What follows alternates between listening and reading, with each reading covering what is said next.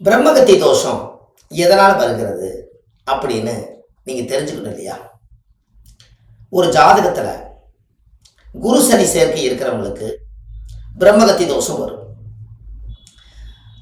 9ஆம் இடம் என்பது காலச்சக்கரத்துக்கு 9 குரு, 10 சனி. இது தர்ம கர்மாதிபதி யோகம்.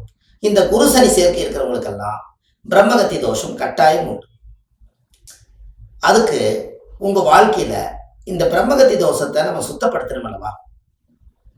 அதுக்கு நம்ம ஏதாவது நம்ம கர்மம் நம்மளை விட்டு போகணும்னா நம்ம ஏதாவது தானம் பண்ணா தானே நம்மளை விட்டு போகும். அதுக்கு ஒரு எளிமையான ஒரு பரிகாரம் சொல்றேன். பிராமணருக்கு ஒத்த பிராமணருக்கு வெள்ளி சொம்பு, பித்தாள சொம்பு, காப்பர்ல சொம்பு,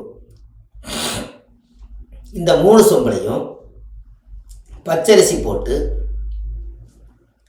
வியாழக்கிழமை அல்லது சனிக்கிழமை ஒரு புது தட்டில் மஞ்சள் வேஷ்டி துண்டு வெத்தலை பாக்கு காணிக்கெல்லாம் வச்சு, இந்த நாள் என்னுடைய பிரம்மகத்தி தோஷம் என்னை விட்டு இதோட நிவர்த்தி ஆகட்டுன்னு சொல்லி பிரபஞ்சத்துக்கிட்ட வேண்டிட்டு பிராமணர் கையில் கொண்டு போய் நீங்கள் தானம் கொடுத்துட்டீங்கன்னா அன்னையோட உங்களுடைய ஜாதகத்தில் இருக்கிற பிரம்மகத்தி தோஷம் உங்களை விட்டு போயிடும்.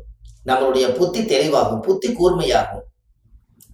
அவர் காலத்தொட்டு கும்பிட்டு வந்தீங்கன்னா அவர் ஆசீர்வாதம் பண்ணா அந்த குரு தோஷ நிவர்த்தி ஆகும்.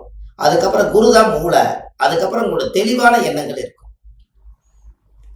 இது நீங்க பார்த்துருக்கீங்களா? பிரம்மகத்தி தோஷம் இருக்கிறவங்களுக்கு இது எளிமையான பரிகாரம். இந்த எளிமையான பரிகாரத்தை மக்களுக்காக நீங்க செஞ்சு இது பலன் அடைஞ்சீங்கன்னா உங்களோட வாழ்க்கையில நீங்க முதல் தெளிவாயிருங்க. இதை கண்டிப்பா ஒரு முறை நீங்க இதை செஞ்சுட்டு வாங்க. இந்த பிரம்மகத்தி தோஷத்திலிருந்து நீங்க விடுபட்டு உங்க வாழ்க்கையில உங்களுடைய எண்ணம் போல உங்களுடைய வாழ்க்கை நல்லா இருக்கும். கண்டிப்பா இதெல்லாம் பாருங்க.